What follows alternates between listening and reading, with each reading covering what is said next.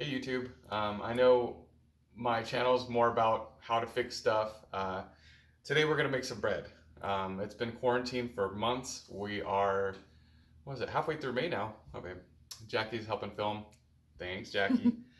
So yeah, today we're gonna show you how to make some bread. Super simple, tomato, basil, no knead bread. You can actually swap the tomato basil out for things like serrano and replace the mozzarella cheese with some cheddar cheese. We've done that once. It's good whether you just slice and toast it with a little butter, make an amazing sandwich. We've given it to neighbors, people for gifts. Like it's a beautiful loaf, and it tastes amazing. So some of these measurements are subjective. If you love basil, if you hate tomato, you can adjust it. If you want to zoom out a bit, you can substitute your all-purpose flour to unbleached. Again, you can swap your cheeses. You can use fresh basil, found this at Trader Joe's, dried basil if it's not in season, or you just can't find it. Sun-dried tomatoes we found dried, or in oil is usually available year-round. Get that in Little Italy. Tomato paste you can get in a little can. We found this again at Trader Joe's, scored on this, a little toothpaste of it. Nothing exotic here. Here are the tools you'll need. You'll need some measuring cups, third, half, 1 teaspoon, tablespoon. You do not need a food processor, but I'm lazy and I got this for like $5-10 on Black Friday, and I don't have an excuse to use it. You will need a knife and a small cutting board. As far as folding the dough, I use the countertop with a little flour. Make sure everything's clean first. Wash your hands. Then we'll need 2 bowls. That's it. So I hope you enjoy it. I'll have the recipe in the description below, and let's get to cooking. So first step, we're going to add the dry ingredients, which is the flour. We're going to use 3 cups, like I said, whether you use all-purpose, bleached or unbleached. You don't need bread flour or anything else special. Make sure it's nice and level. We're not sifting or doing anything that fancy. You'll see later that we do kind of adjust these as we go. I've learned the unbleached is a little more thirsty when we go to add the water. And the best thing about this video, which would have helped me a lot, is to know the actual consistency and how it should act when it's mixing. The yeast, we're going to add 2 teaspoons of yeast. Got this from our local farm. Teaspoon. Again, just level, nothing fancy here. 2. We're going to add our salt, which is 1 tablespoon. It's the same as 3 teaspoons, right babe? Yep. You can adjust the salt to taste. Things you don't want to adjust is the yeast, of course, and the flour. Next, and the garlic too, while we're doing dry ingredients. Garlic, we use 1 teaspoon. Again, that's to your taste, but don't add too much because you'll kill the yeast.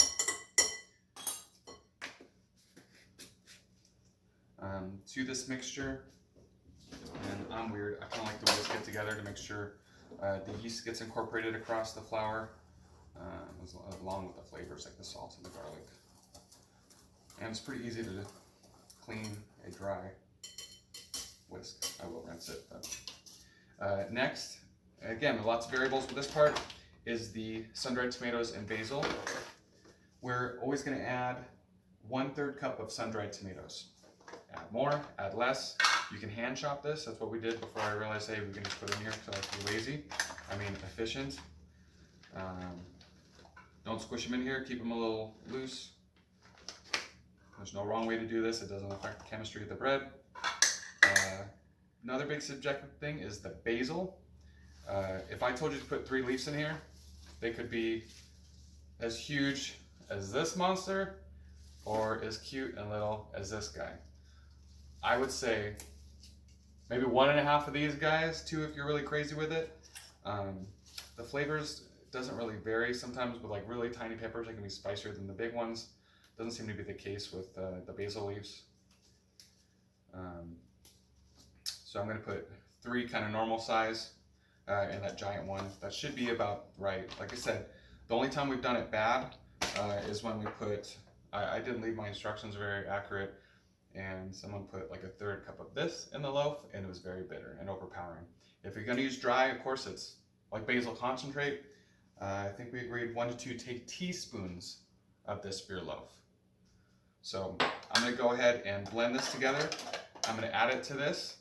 Oh, we have the magic of the internet. So watch. Poop. Wow, internet, cool. So here's zoom in here. This is kind of the consistency we're going for. We want it blended enough to where you're not gonna get a big, huge chunk in your bread, but not too small, so you're not wasting these beautiful ingredients. I'm gonna toss this in here, try to get all that out of there. And then do not forget the mozzarella. We're lactose intolerant. It's not enough that's gonna really affect you. And obviously if you have a violent reaction, don't use cheese. But it makes it so much moisture, and that moisture stays with the loaf throughout its week life. Week-long life, not like it's a not strong life. Mozzarella cheese, half a cup. Again, subjective. Jackie's made it like a cup or two before, right, babe? Yep. It was delicious, but that one did affect us a bit. That's about right. That's how we're measuring on this guy. Now we're gonna fold this into itself. Just using a spoon. No special equipment needed here. Just fold it loosely. All the wet ingredients are coated. Everything's evenly distributed within the dry bowl. Next, we're going to dissolve the tomato paste into the warm water. Tomato paste. We just got this. We've always had to scoop that thing out, and we end up wasting because it only lasts so long in the fridge. 1 tablespoon tomato paste. Oh, how fun is that? Ugh. A little more. Into there. Oh, that came out clean too. I like this stuff. And then 1.5 cups of warm water. You guys should all have that at home. So don't make it hot, and don't make it cold. Again.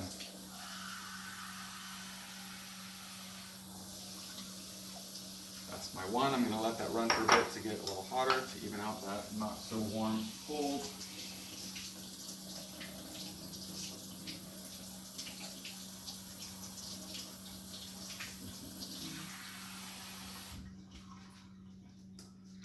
All right.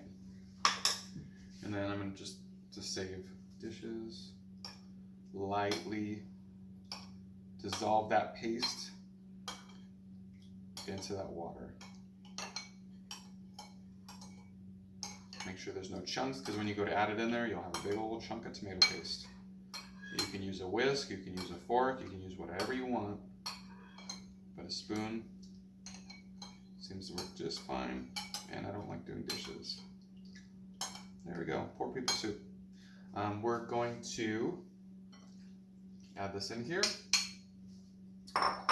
Don't use your hands yet, because you will end up a sticky mess and have a lot of those dry ingredients. I'm going to keep stirring this for a minute, and I'll show you the desired consistency. We'll probably need to add a little water, but we'll get to that when I get to it. So, look down on this one. It's the only consistent result with this is that it's inconsistent. I added a splash, maybe less than 1/6 of a cup of water, and it got right to the consistency that I like. Just like this. Try not to touch it because you can't get it off your hands. So I try hard to mix it for a couple minutes. Everything's already incorporated. The water will distribute itself across the dough ball, and I'm happy with that. So no dry flour left in the bowl. Scrape everything together, because trust me, once you try this bread, you're not going to want to waste one crumb of it.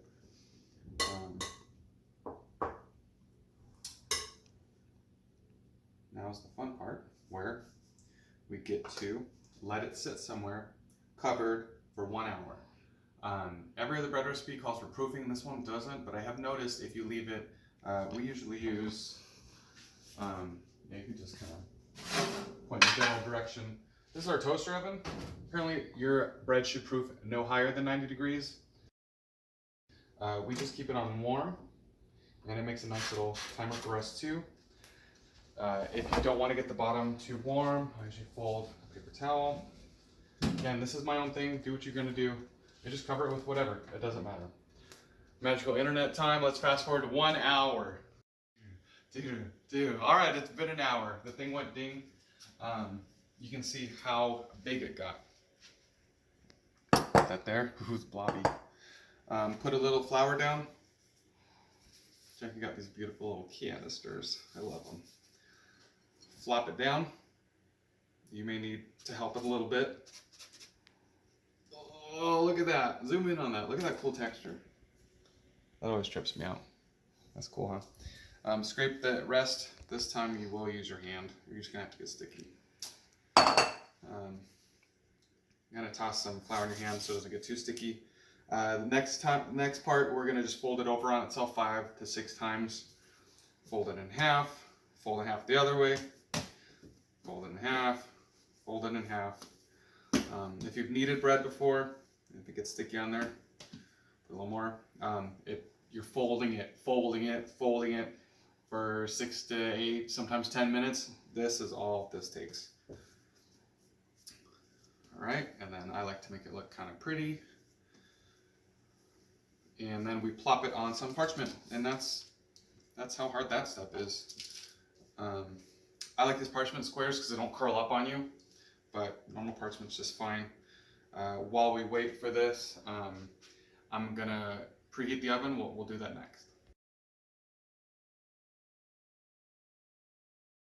So we're at the oven.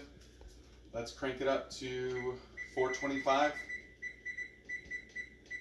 Our dough ball on the parchment needs to wait for 30 minutes to rise, fluff up a little more.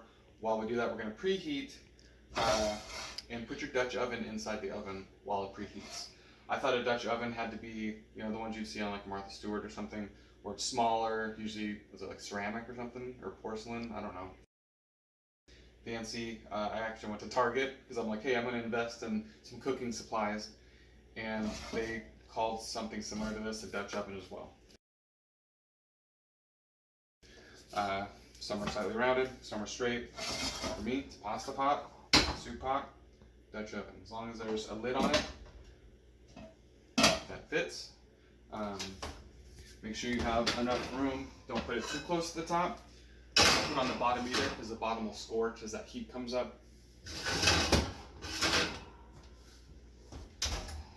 Alexa, set timer for 30 minutes. All right, 30 minutes passed. The timer went off. We're gonna go ahead and put this dough. It rised a little bit more. Risen? I don't know. So we're gonna open this up quickly. Make sure that 425 hit the preheat. It hasn't done it within 30 minutes. You got bigger issues than your bread not being perfect. Take the lid off. It's really hot, so be careful. 425 degrees is a lot. Hold up by this, and you want to come close so you can show. Do not touch that pot. Lid back on. Push that back a little bit. In. And then, how long is that for? 30 more minutes are going to go by. Alexa, set timer for 30 minutes. 30 minutes. Starting now. All right. See you then. All right. So it's been 30 minutes since we set the timer.